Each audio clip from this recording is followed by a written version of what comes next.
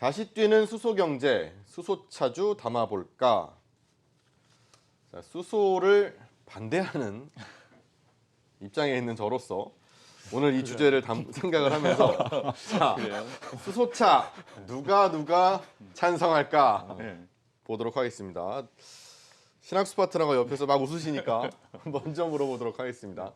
수소차 이게 산업으로서의 정말 테마를 넘어서 산업으로서 자리 잡을 수 있는 가능성이 높을까요? 네, 가능성이 있습니다. 저는 왜죠? 그 부분을 볼 수 있어요. 왜냐하면 일단은 뭐 수소차하고 전기차에는 시스템이 달라요. 네. 그것을 먼저 아셨으면 좋을 것 같아요. 뭐 전기차 같은 경우에는 배터리로 움직이는 그런 상황이고 그것도 전기를 발생해서 움직이는 거죠. 그렇죠. 수소 전기차도 수소에 의해서 발전을 해서 그러니까 그 전기의 구동에 의해서 움직이는 것은 시스템적인 부분은 같은데요. 다른 점이 있어요.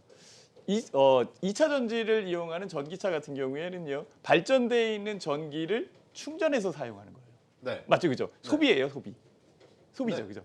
그죠? 근데 이 수소차 같은 경우에는 발전 영향이 그쵸, 있다는 거예요. 발전이죠. 그죠? 발전이죠. 그러니까 네. 소비와 발전은 분명히 차이가 있는 거고 그 기술적인 부분에서 발전에 대한 부분이 한 수 위에 있는 그런 상황이기 때문에 수소 자동차, 수소 관련되어 있는 부분은 산업화 가능성이 아주 높다라고 보는 게 제가 먼저 말씀드린 겁니다. 첫 번째는요. 환경에 관련되어 있는 부분도 분명히 있어요. 그죠? 네. 우리 뭐 3월 달만 해도 미세먼지 굉장히 많았었는데요. 수소 자동차가 오히려 공기를 정화한다 이렇게 얘기를 하거든요. 제가 그것을 제가 증명할 수 있는 자료를 하나 말씀을 드리는데요. 서울 시내에 한 7천여 대의 버스가 있습니다. 이 7천여 대의 그 버스를 수소 전기차로 바꾸면은 1년 동안 533만 명이 숨 쉴 수 있는 깨끗한 공기가 만들어진대요. 이 기가 막힌 일 아니겠습니까? 그렇죠. 일단은 뭐 외부에다가 공기 정화 시스템을 뭐 설치한다 이렇게까지 얘기를 하는데 두 번째는 뭐가 있냐면요. 네. 수소 전기차 10만 대. 네네. 수소 전기차 10만 대가 1기가와트급 원전을 대체한다는 거죠. 1기가와트급의 원전이면은 3조 원 정도의 자금이 들어가서 만들어야 되는 발전 시스템입니다. 시스템이에요. 그렇다면 수소 전기차가 10만 대 돌아다닌다고 그러면 원전이 한 개 생긴 거예요. 1기가와트짜리. 자, 수소 전기차가 10만 대만 생기겠어요? 계속적으로 증가한다면 실제적으로 그러니까 발전할 수 있는 여건이 만들어지는 그런 상황이고 여건에 관련돼 있는 상황에서는 소비 시스템과 발전 시스템의 차이가 분명히 있다라고 이렇게 말씀을 드릴 수 있겠죠. 이게 굉장히 큰 핵심을 짚어드리는 그 도구다라고 저는 이렇게 생각이 드는데요. 어쨌든 수소 전기차 같은 경우에는 수소에 관련돼 있는 뭐 부생 수소부터 여러 가지 수소를 포집할 수 있는 부분들 이런 것들을 많이 얘기를 하는데요. 기술적인 부분이 개발되고 있어요. 수소를 전기 분해를 해서 수소를 발생시키는 건 분명히 있는데요. 이 부분에 열을 가해서 압력과 열을 가하면 들어가는 전기보다 수소가 더 많이 나온다라고 이렇게 얘기를 해요. 그렇다면 수소에 대한 그 공급도 해결될 수 있는 그런 여건이 되지 않을까라고 생각을 해봐요. 기술 개발이겠죠. 이 기술 개발에 현대 기아차가 앞서 있다라는 게 저는 자랑스럽고요. 수소 전기차 갑니다라고 이렇게 말씀드리도록 하겠습니다.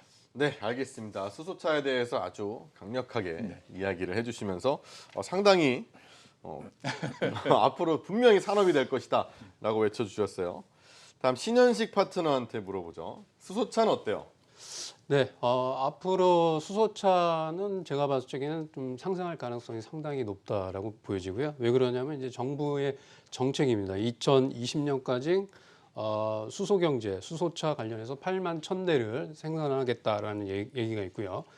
그 다음에 2040년까지 620만 대의 수소 전기차를 확대하겠다는 얘기가 있습니다. 그래서 정부에서 정책적으로 이렇게 육성을 하고 있기 때문에 향후에 이제 성장 가능성이 상당히 크고요. 그 다음에 이제 현대차가 수소차를 50만 대 생산과 설비 쪽에 약 7조 6천억 원을 투자하겠다라고 얘기를 합니다. 그래서 이렇게 이제 테마주들 같은 경우에는 미래의 호재성 그 재료를 보유하고 있으면 테마가 형성될 가능성이 상당히 높다라고 좀 보여지고요.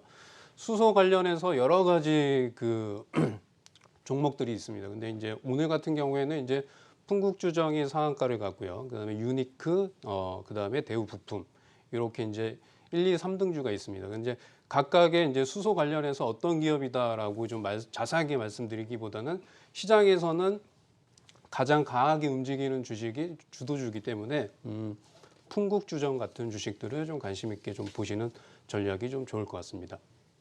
네, 그래서 뭐 결국은 일단 나라에서 미니까 라는 얘기로 좀 종합을 할 수가 있을 것 같은데 조민규 파트너한테 가볼게요. 네. 나라에서 미는 거 물론 가능하죠. 그런 산업들은 대부분 잘 되는 편입니다.